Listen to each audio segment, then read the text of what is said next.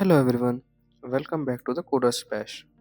If you are a software tester, an automation tester, a college student, or someone who's preparing for the testing interviews, then today's video is going to be extremely important for you. In almost every testing interview, one topic always comes up sooner or later, and that topic is performance testing. And under the performance testing, the most common asked concept is load testing. Many candidates says load testing means testing with the multiple users, but honestly, that answer is not enough. Interviewers expect you to explain the concept clearly, give the real-time examples, and show that you understand why load testing matters in the real project. So, in this video, we are going to be deeply understand about the concept of the load testing. So make sure you watch this video till the end because by the end of this video you will be able to explain load testing confidently both in interviews and in real projects. So let's get started. So what is load testing? So it is a type of a testing. Load testing help us to understand how an application behaves when multiple users access it at the same time under the expected or normal load condition. In simple words, load testing checks whether an application can handle the expected number of users without slowing down, breaking, or crashing. The focus of the load testing is not to break the system, but to ensure the stability, acceptable response time, and smooth user experience under the normal operating conditions. So, while load testing is important, most application works perfectly. Why load testing matters? So the most of the application works perfectly when only one user is using it or two three users are testing it, but real user don't come one by one. In real life, hundred of users log in together, thousands of browsers browses the pages, and many users the submit form at the same time. So without the load testing, pages may load slowly, APIs may fail, payments may get stuck, server may crash. So load testing help companies to avoid the bad user experience, to avoid the revenue loss, and to avoid the negative reviews, to avoid product failures. So the load testing is the prevention, not the correction. So let's take a real life example. Imagine a restaurant. That restaurant can easily serve 10 customers. But what if 100 customers arrive together? Then, if the food takes too long, or the orders are missed, or the staff get confused, then the restaurant is not the load ready. Similarly, load testing checks whether your application is ready to handle real world traffic or not. So, what do we do in the load testing?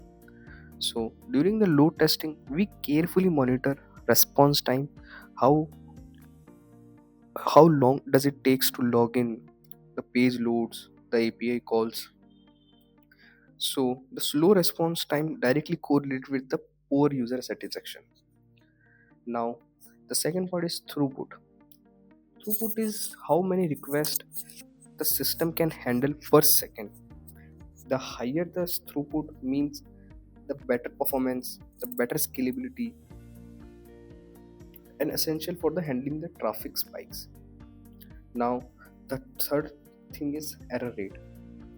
So here we will monitor the HTTP 500 response, timeout, and the failed transactions. Even the minimal error rates under load can signal serious production issues. And the last one is the resource usage. We will monitor the CPU usage, memory consumption, database consumption, and server health. So load testing is not just the front end testing; it's the end to end system testing. Now let's take a real life example where we will take the example of the online shopping website. Let's say the expected daily traffic is 10,000 user and the peak hour traffic is 2,000 user. So now the load test scenarios will be like that, like the 40% user are browsing the products, 30% users searching it, 20% users are adding to the cart something, and 10% user are making the payments. So during the load testing we will check, does the site slow down, does the payment succeed, or does an API fail? If everything works smoothly, the application is load tested successfully. So load testing process, I will provide you the load testing process steps like this. The first one is requirement analysis.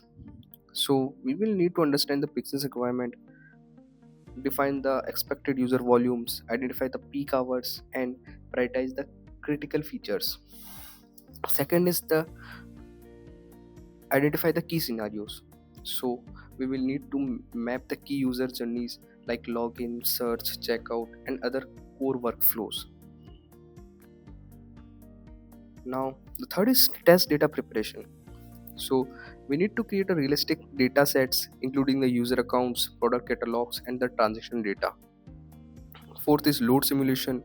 We will need to gradually increase the users and then monitor the system behavior. Now the fourth one is the important part, the result analysis. We will need to identify the bottlenecks, need to find the slow APIs, and then optimize it. So load testing is the analysis driven, not just the execution driven.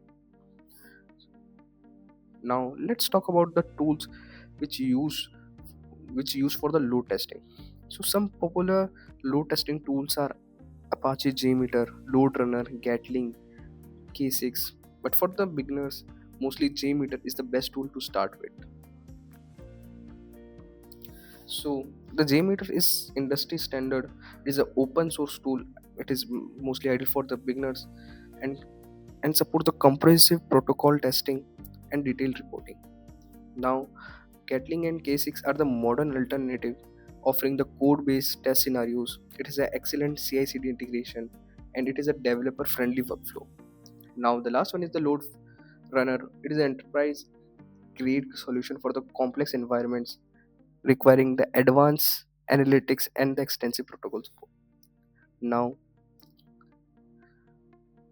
so this was a complete explanation of the load testing right here on the